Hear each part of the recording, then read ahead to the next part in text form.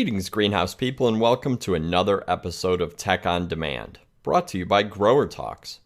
I'm your host, Bill Calkins, and our goal here is to help you grow your best crop ever by sharing cultural and technical information based on discussions with experts around the globe, although sometimes we'll cover other topics in the horticulture realm, like nursery and retail. And that's the case this time. And I'm excited to be joined by Sam Kirkland, National Business Development Strategist for Epicor Software. Sam brings more than 3 decades of experience to his role at Epicor, and he joined the company in 2011 following a merger with Activant Solutions, where he was a national accounts manager in the retail distribution group. But he's been at this a lot longer than that. He joined then Triad Systems in 1984 when he started his career as field engineer and worked through the ranks as senior field engineer and regional network coordinator, and has plenty of retail systems experience in lawn and garden, as well as firearms and sporting goods, hardware, and farm, ranch, and home businesses. In his role at Epicor, he supports their partners and builds strong programs to drive initiatives. So let's get into it. Sam and I are about to discuss how to leverage local messaging, technology, and measurable programs to drive significant bottom line growth. And according to Sam, modern engagement strategies are proving successful in garden center retail, as well as other industries, to include community and local messaging, customer growth management, and loyalty marketing. And all these pieces work together to generate dollars that go straight to your bottom line. As a quick reminder, be sure to subscribe to Tech on Demand, brought to you by GrowerTalks, on your favorite podcast app, like iTunes, Spotify, Google, Stitcher, and most others. That way you'll never miss an episode.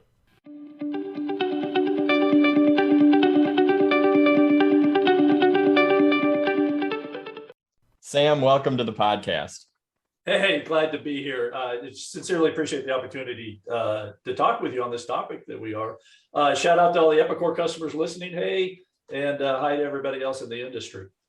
Awesome. And I'm sure that we're going to have a lot of listeners to this because it is an important topic. And actually, that's a good place to start. Why don't we start by talking about why this topic is important? We had a bunch of different ideas for where to go with this podcast, but looking at the upcoming season, there's no doubt that garden centers and everyone in the industry gained a lot of new customers in 2020.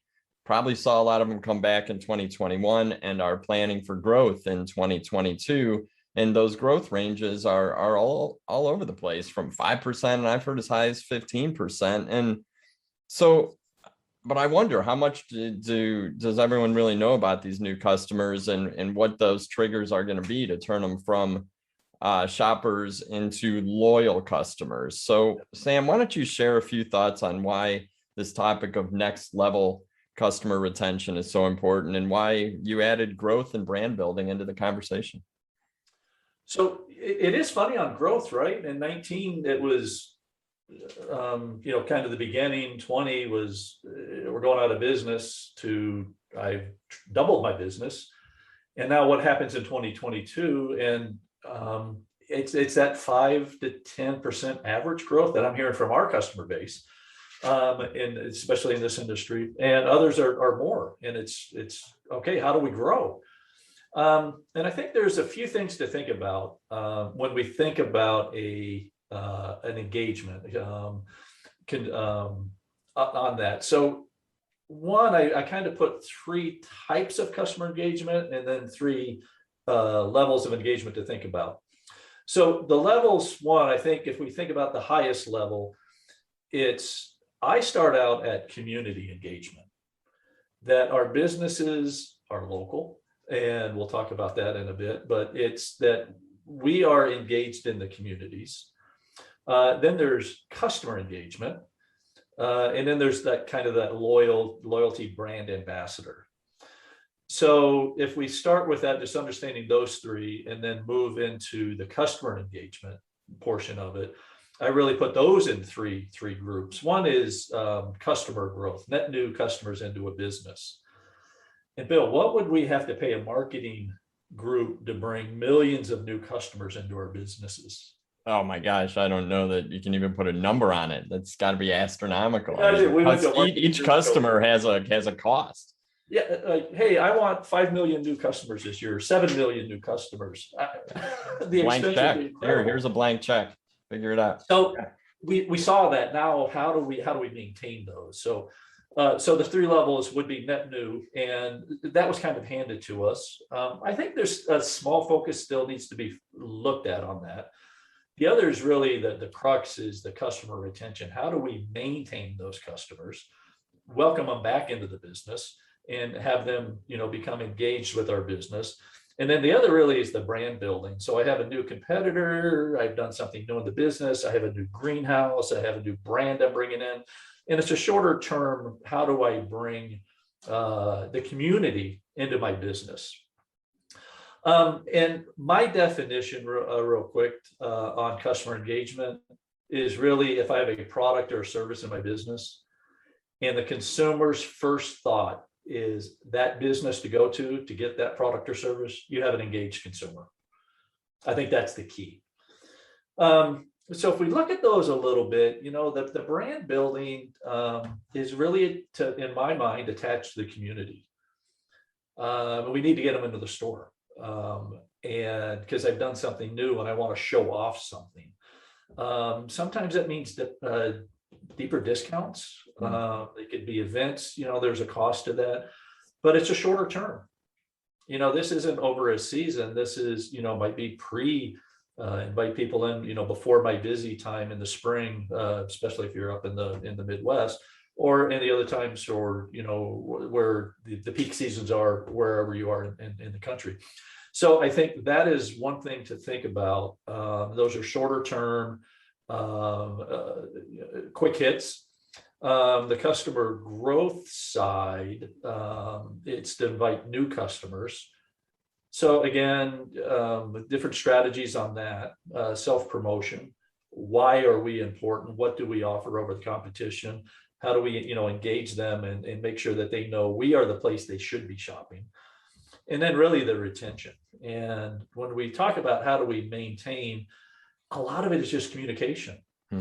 There's incentives that we can do with, pricing and things like that, but there could be events and seminars and newsletters. What we've heard from the consumers is they really want to be just stayed in contact with. If you have a product and I don't have it available, just tell us. If, just tell me what's going on, stay connected, let me know what's happening in the business. So it could be a challenge for businesses that haven't done that. For the businesses that are doing well, I just maintain it, drive it home, just don't give up. Don't let up on the gas pedal on that one. And I think understanding, if we look at that, if we look at, there's a community level, a customer consumer level, and then the loyalty level. To me, there's three different ones, and then throw each one of those up throw that on the grease board for your next meeting, and look at that, and understand that these will really help drive a significant improvement to the bottom line. Businesses that have a very focused loyalty program drive a better bottom line. The numbers are there, and I know we'll talk about how do you look at those numbers and see those, but it's building a vision, building a plan, coming up with realistic goals, KPIs.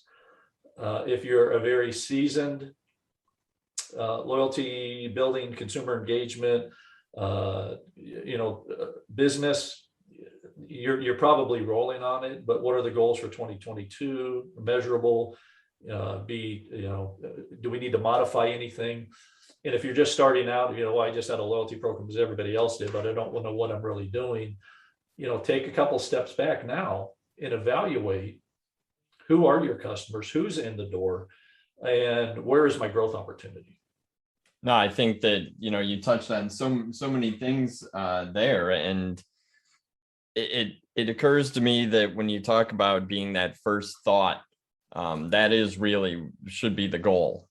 Because once you kind of nailed that in terms of engagement, you are, you're kind of set up for the success of these other layers. And, you talked about a vision and a plan, and then figuring out those KPIs, and that's that's basic planning, and it probably doesn't always drive our decision making. So I do want to get into that here in a little bit, and this gives us a really good starting point. So, and I know that we can talk about this for hours, but I'm pretty sure the listeners don't have hours and hours to listen. So let's get down into the true tactics here. So why does driving loyalty need to be such a, why does it need to be like a formal objective? You talked about putting it down on the board and having this vision, having these plans, knowing your KPIs. And another thing you told me is that it's really time for the listeners and garden centers to take the credit that they deserve. So why do you feel that this needs to be more of a formal plan, or at least something that's not just an idea floated out there? One is just the numbers that I see from our customer base that what loyalty actually does to the bottom line. Significant improvement, huge. And as consumers have multiple places to shop for the most part in most areas, we just want to drive more of that, more of their revenue into my business. I have to earn it. And I think loyalty programs not only keeps the customer engaged, but it keeps the focus on the business to think, I have to, keep looking at this. Is it doing what it's supposed to be doing? And if it isn't, change it, but don't give up on it. There's a secret sauce, and the business across the street's secret sauce isn't going to be your secret sauce. It's called your secret sauce for a reason, because it's yours. Yep. The other thing I think that we're really learning through all of this is the new consumers coming in, that local matters. Local is huge. They want to shop local. They seek local. So let's promote it. But my question is, are businesses really promoting themselves as local? And if we think so they're doing all the right local things. And if we think, what are those? Well, they're involved in schools, they're involved with the faith-based communities out there, garden clubs, the pollinators that come in, the people that want butterflies, the birds, all the eco, they're all supporting it. And that's what the industry is. But are they getting really the support that they're driving? I mean, if there's a community garden, go put a yard sign out there with your business name on it. If you're supporting a school, put something out there. Are your vehicles labeled with your name on them as you're driving around?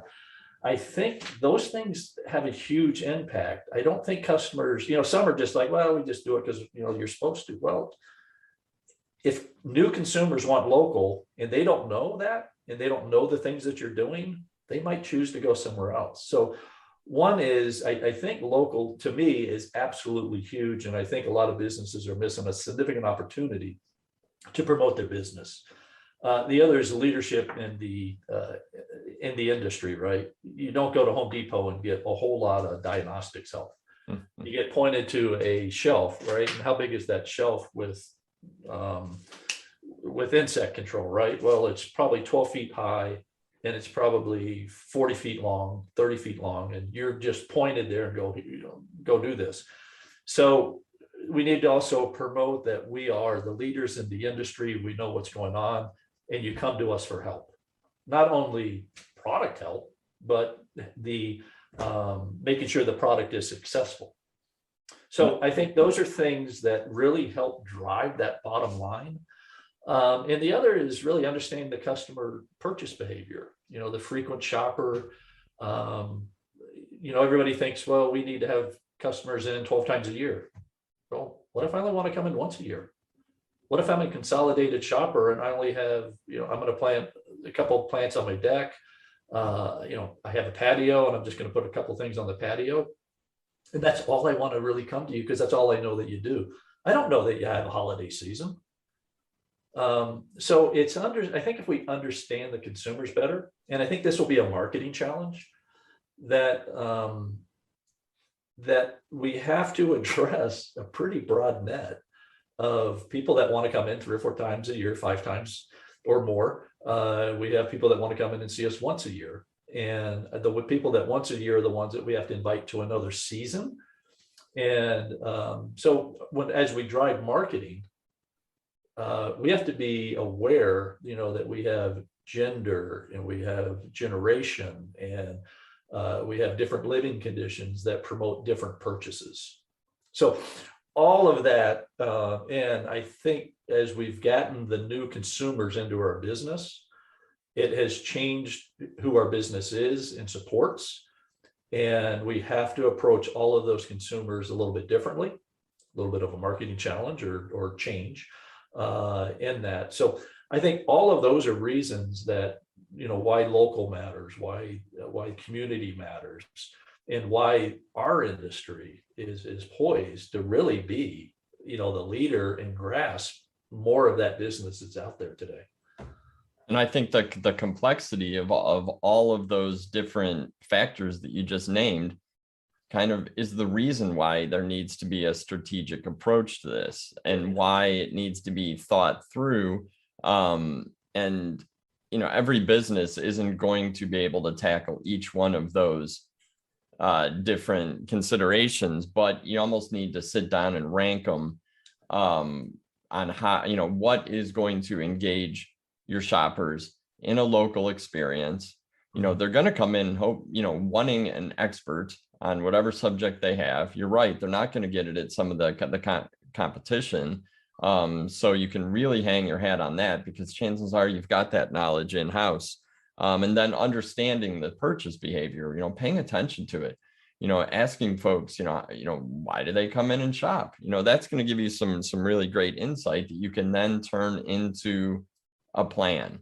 And I think when you started all this by talking about how this loyalty drives right to the bottom line, that's going to be the inspiration to actually sit down and get this planning done. So I think you have to consider all these points when you're building a brand, probably in a much more formal way than perhaps we have in the past. Just expecting and thinking that the fact that you are a great business that does a lot in your community probably isn't going to get you all the way to your shoppers or prospective shoppers having that feeling. So, thinking now that we've got this goal in place, perhaps we've outlined it. It's really time to add tactics and start working toward the end goal. And these tactics aren't going to be written in stone because you've got to be flexible. That's kind of the beauty of being a small business, is having that flexibility to tweak as you go. You probably write them in pencil or on the dry erase board so that you can change as you go. But how do you think loyalty can be measured? Because it could be kind of one of those big terms that's hard to understand or hard to see it in action. But you talked about how you can do some measurements around it, some of the things to track. But what are some of the successful tactics you've seen to build loyalty through a strategic program, not just an idea or a concept? One is buy a bigger grease board because we'll need it. And number 2 is be willing to be nimble, right? Be able to change as we measure and see things. If they're working, promote them, maybe double down. If they're not, tweak, right? So like you said, it's not an end stone. Creating that secret sauce takes time. And the other is stay on your vision and plan, right? What are we trying to accomplish? Let's set realistic goals. Let's look at a 10% improvement in loyalty this year, and let's build on that.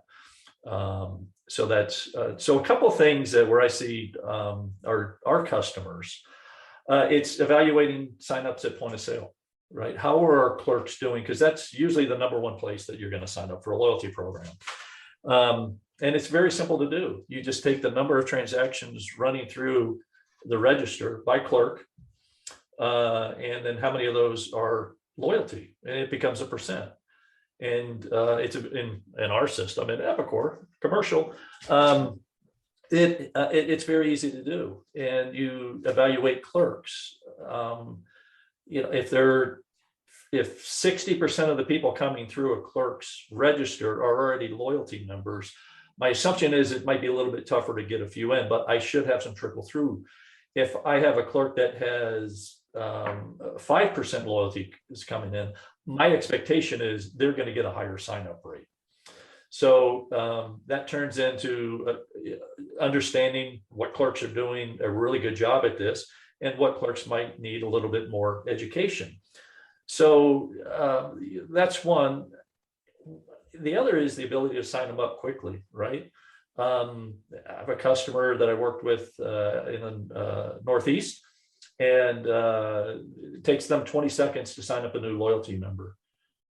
They get the cell phone and the email, and they scan the driver's license in. They have all the information, 2 inputs, and they're out the door. Even in the middle of their spring season, their focus is if somebody's coming and buying one item, they'll ask them real quick, but they're not going to promote it. But if they're in there buying, 10, 50, $100, they will promote their loyalty program. The other is be able to explain the loyalty program in 10 to 20 seconds. Man, it can't be complex, and it can't be, I don't know how you get a discount. But it's okay with our loyalty program. You get 2% off everyday purchases. You get a 2-year warranty, and you're added to our email. It's really great. That's okay. How do I say no to that? Because I've hit a few things there. I get a discount, I get a warranty, and I get a newsletter. That covers a lot of generations right there. So we can throw a broad net as we're doing that. The other thing, just a side note, I thought about this morning. It was staff picks.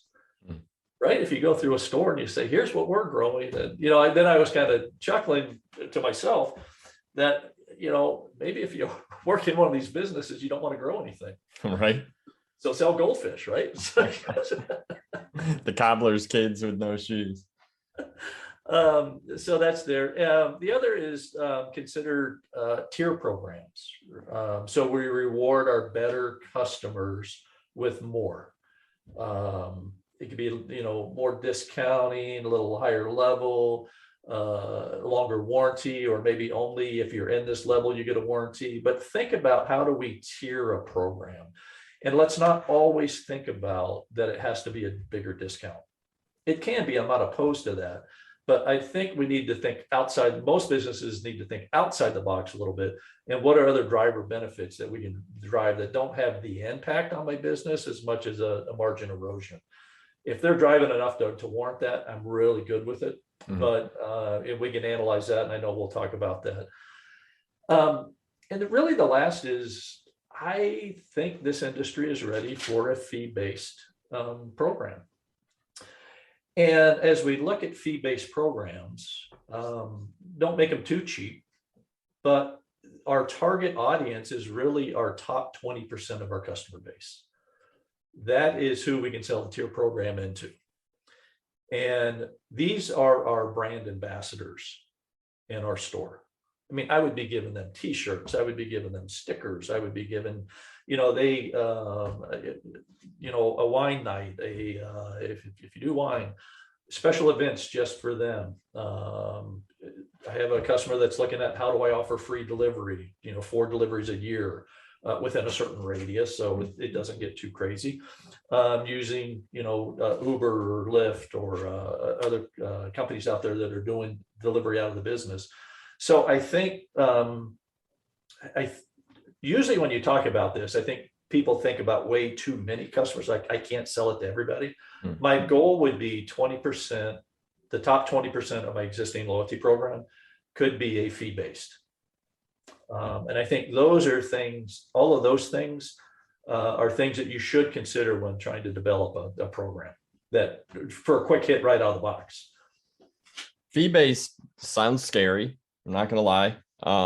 I think that I can see that there would be hesitation to that, but what's the downside? I mean, they're, you give it a try, you make sure you put enough to it that there is a clear benefit to Yes. that group, and then you target the group within the group, right? I mean, you take your loyalty customers and then you target a subset of them with this program. I think it's a fantastic idea. I personally am a member of a couple different fee-based loyalty programs that, it wasn't the first time that the company contacted me, I didn't sign up. But then when I started to see the value and like you said, the fact that I would be an ambassador and I would then I guess feel much more a part of that group. And then it did drive loyalty in my purchasing. So I think that it's a matter of, for the listeners, think about groups or think about companies or organizations that you are a paying member of. And the fact that you do then feel a lot more connection to that group, and then think about how you could really benefit from that type of customer. Yeah. And it's a small set, you're right, it's not a lot, but it's driving. I mean, we shop Costco. I pay to shop at a grocery store. Same I here. pass 5 grocery stores to get to Costco. Yep. It's insane, right? But we do it. Yep. And where do I go for gas? I will drive out of my way to get gas at Costco. yeah, We will go to Costco to buy things that we could easily get at 2 other places on the way. But yeah, that's a great example. so it's just, they're there. And again, it's not, I think if we think about that, it's, think about the top 20%. And these are the customers who are engaged with us. And if you're, thinking about it, invite them to the business one day and ask, tell them you're thinking about this and this is the program and what do they think? Sure. They'll tell you. Yeah. People love to give their opinions and feedback to businesses that they like. But you got to make it easy, which gets to those other points you made about make it easy to sign up.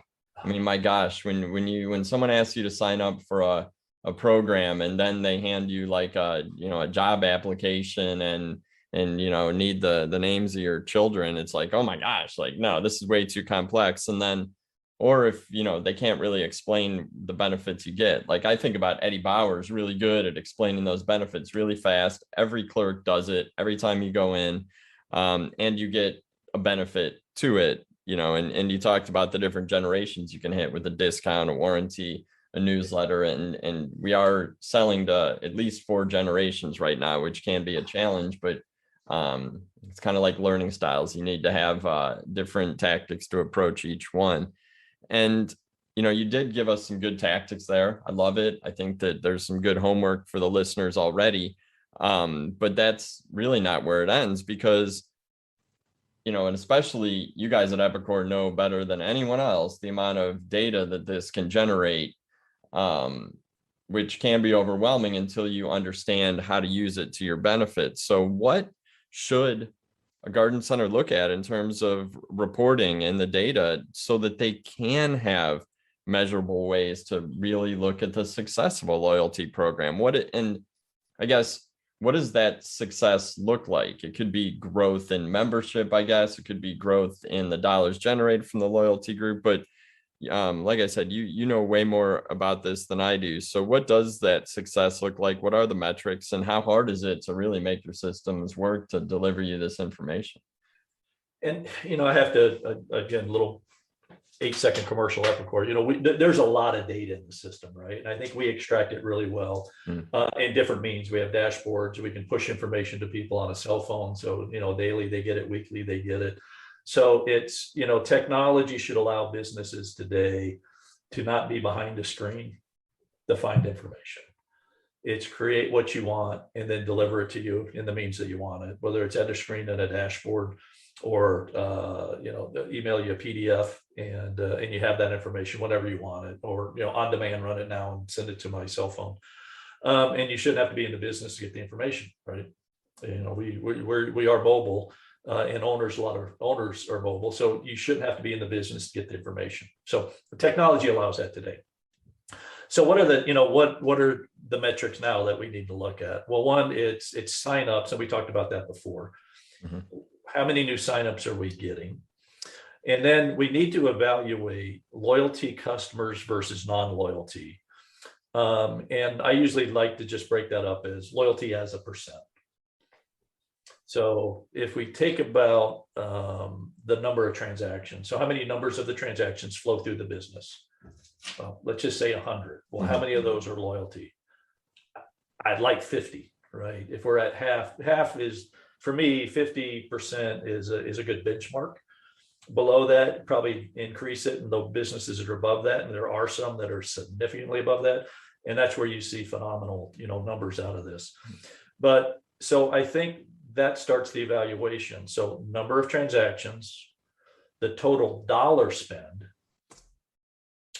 and then the line items per transaction. So typically what we see, it's the dollar spend is higher in loyalty per transaction because they have more line items per transaction. But that just proves it out. So that's a good metric to have. Those two, it's kind of a duh. But if it's not, you have an area of opportunity. The other is gross margin as a percent and as a dollar. I think both of those are really good to look at it for business. And one reason, if we think about a business doing $1 million a couple of years ago, they might be doing 1.7, 2, maybe a little over 2 million today. And so, a 10% growth in a $2 million business is different than 10% growth in $1 million. So I think the dollar puts it a little bit more in perspective, and definitely the percent to make sure that our percent is where it needs to be. But I think both of those are really important to look at. And the other is to really look at it in a year-over-year basis, not a year versus last year. It's really, I want to grow over last year, but what were the last 5 years? Am I continuing a growth pattern for 5 years? Because the really thing I don't want to do right now is give up any ground. Right. I don't want to go backwards.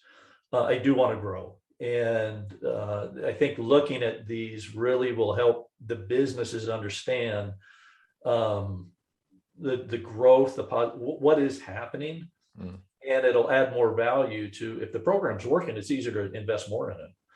And how do we get higher wages? Well, loyalty might be able to really help fund that higher wage that we're faced with, in different things out there. So, those are, I think, the key metrics to look at. Are our employees promoting the program? And then what are the true numbers behind it? And let's look at it in a couple different formats, because if we just look at a percent, well, I have a 2% growth. Well, what's that dollar mean to the business? Right. That's a good visual. Especially for business, if it's just the owner, it's really good looking at it. But if there's a staff looking at this, all of a sudden they're going, it opens eyes. And it creates that drive inside the business that they're, now they're working together on the goal. It's just not, well, we have to do this because, we have to do this. Why? Because it really matters. And you get the business supporting behind it. You have a lot more successful thing there. The other really tool that you can look at, we have a program called Market Basket. Other people call it Product Affinity, but it's when a product sells, what's the pull through with it? If I sell this, hanging basket, what else sells with it? And this is really a marketing gold mine, but it also, I think, helps drive loyalty and evaluate. Because if we have a sale item, I just put that, if I have this, a sale for Friday, Saturday, Sunday on a plant, I'm going to put that plant in for those 3 days. What was the pull through? And if I'm not seeing significant pull through to other products, do I really need to have that sale? And it'll show you how many transactions happened and how many transactions had another item on it, and what are the other items. And so that can help in multiple ways. So if I know I sell this product and I look back every time I sold that product, what sold with it, and I'm going to put it on sale, I'm going to make sure that right next to that product is something with a higher percent margin that I know sells with it. So it's a grab and go. I'm going to buy both of these. I don't want to have to buy the sale item and walk across the store to buy what normally goes with. I'm going to make it easy for them. Coupons, if you have a coupon, coupons normally have a SKU, right? And with that coupon, what was the value of the coupon during the sale? I mean, it helps merchandising, right? It's putting those higher prices together. It helps with kitting. You know, am I getting the fertilizer sale with the products that I'm selling? Maybe I need to have fertilizer spread out all across the store, so it's easy to do. And that's really the proof, is it happening or not, in a simple to use program. And the other thing Market Basket really does, it can help you get rid of old product. Yeah. If I have a seasonal product I got to get rid of, well, if you buy this, I'll give you this at 50% off because, you know, I want it out of here. Or if I really want it out of here, if you buy this, I'll just give you this over here because I want it out of the store. So it can help evaluate those and, you know, faster moving items or a whole lot. So Market Basket, don't undervalue what that program can do to really help analyze, look at the success of a loyalty program, customer engagement program. Yeah, I love all this. I think that, you know, what we're talking about here is somewhat of a mindset shift, but when you see the data behind it and you're able to track and measure it, you're gonna be much more likely to make it a priority. And you talked about the transparency within your team. That's huge too, because you want everybody on the same page if you're going to make this such a priority within your business. You know, the year over year measuring, I think, is very critical. And when you look at this within your loyalty program, seeing those kind of gains will give you much more, I guess, put much more emphasis on that group and allow you to divert some marketing dollars to it. And then, you know, just the different things to measure, the new signups, the loyalty versus non-loyalty as a percentage of your sales. Those are, you know, all different metrics that are going to help drive home the importance of the loyalty program and bring it top of mind. Market Basket, I think, is brilliant. You know, just having an understanding of what sells with what does help you do everything from displays to, you know, promotions. And you know, you probably, you know, it certainly helps to be able to analyze this using technology. But if you don't have that capability, there's no reason you can't just jot things down, jot down notes.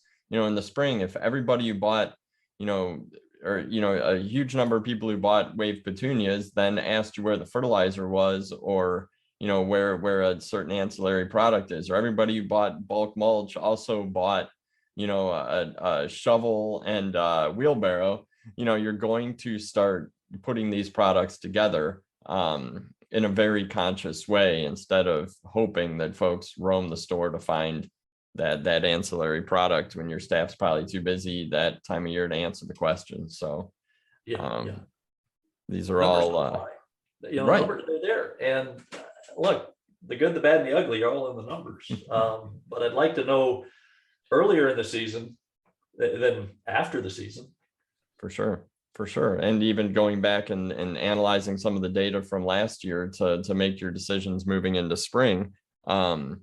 You know, this definitely gives you some of the metrics to look at. You know, it's a whole lot to think about, but it all boils down to that engagement and growth and loyalty, and how that is going to be the way that we continue to grow and build these new shoppers that we've gained in the last few years. Because, you know, historically as an industry, I don't know that we've been great at retaining them. I mean, our growth numbers are, you know, we do trend up, you know, when no matter how far you look back, but, you know, have we maximized some of these windfalls that we've seen? And I think now is really the time to do it, because like you said, the cost to gain that kind of numbers of new shoppers is, you know, it's unmeasurable. And the fact that they've fallen into our lap is fantastic. And we've done a lot to get them, but, you know, we're going to need to do a lot more to retain them. Yeah. You know, I know that we both really enjoy thinking about this and having these discussions and talking to garden centers and hearing what they're doing. But time's probably come to an end here. for our conversation, although I really wish it wasn't. But before we wrap up, what have we missed? Like, what, do you have any last thoughts to share? I'm sure you do. And something to leave the listeners with as they go off and start planning to retain and grow these customers and increase this engagement moving into the next year. So this could be an hour conversation, but I'll keep it to two quick. One word reminder, really, that the new consumer out there likes local, right? Promote local, get what you deserve for the businesses that you are. I think that is one quick hit. If you're not doing that, doesn't cost a lot. You're already doing the work. Just get the reward for what you're doing. And the other, I think, as we start to go through this, and as businesses have time, because this isn't something that you can do all the time, but it's really understanding the purpose of the purchase. If somebody's coming in and buying a house plant, what are you doing? Well, I want something on my desk. Okay. Well, you realize that pot has holes at the bottom of it. You need something on the bottom that gets water, or it's a gift, or I'm trying a container garden. I saw my neighbor do something. I want a flower. Whatever it is. But why are they purchasing a product? I mean, if they're buying a product or something that I come in and I fill a cart, I check out because my cart's full. But those that aren't, question a little, what are we doing? What are we accomplishing? And help them be successful. That's and the problem is we can't do it all the time because we have a lot of, customers come in. But when we can, are we really promoting our business? And I think that's a really easy way to do it, is get the staff behind, what are you doing? Because if someone bought a houseplant for their desk for the first time, 2 weeks later, I'd send them a note that their plant's lonely. It needs a mate. So, and this one to go along with it, little things like that type of data is in the system, you can extract it. But I think just, building that loyalty, that local, that community, that I am really want you to be successful with whatever you purchase from the business. All of those things just start to, that's a simple thing to start. And so what do we do next year? Well, we do something, we just keep building, we roll in on this, that we want them to know that what you buy in our business, we stand behind it, we support it, and we want you to be successful. And if I can help you with that, that's there. And I think a lot of that just, why are you buying this? Be a simple question. Yeah, no, I think that, if you can instill in your staff to ask that question, to be genuinely interested and inquisitive of your shoppers, you're going to be amazed at the amount of response that you get and the amount of insight that's going to give you into that shopper. And what you said about, these are a lot of things that you're probably already doing, but get credit for it, shine a spotlight on it.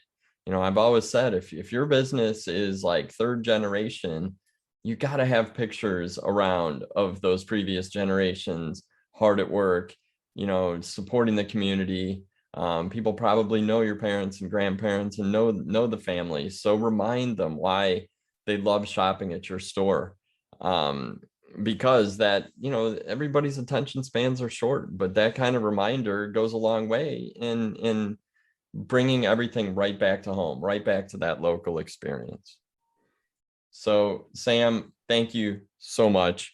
Before we close, why don't you let the audience know where they can learn more about Epicor and maybe how they can reach out with questions as they work through this process or need help planning or understanding how they can start collecting this data. One easy way is epicor.com/retail, and that'll take you to the retail, or reach out to me. I enjoy conversations. Whether you're a customer or not, it doesn't matter to me. I'm a resource. And email simple, it's skirkland@epicor.com. It's skirkland@epicor.com. Awesome. And I'll put that information as well as a few other resources in the show notes. So it's just a click away. We're out traveling again, probably going to be at trade shows here soon. You'll see Sam out and about, catch him pick his brain, have a good conversation. And I guarantee that just like we have over the course of this podcast, you're going to get a ton of ideas from things that Sam has seen working out in the marketplace. So again, thank you so much, Sam, and all the folks at Epicor. You guys are in all sorts of different businesses, and a lot of these trends and ideas that you've shared are working in other industries as well. So you've got a lot of experience and knowledge to share. And to the listeners, I really encourage you to spend some time with your management team, developing clear goals related to customer engagement, because when you have that vision and that plan and those tactics, you're well on the way to success leading into the next season. And talk to your peers. I mean, our industry is great about peer-to-peer resources. Find out some of the strategies that have worked and even ones that didn't, and reach out to companies like Epicor that have so much experience working with garden centers of all sizes. This isn't just these ideas don't just work for huge garden centers with massive marketing budgets. These are applicable to all sizes and all budgets. And I think that you're going to find success. You're going to build growth through your most loyal shoppers.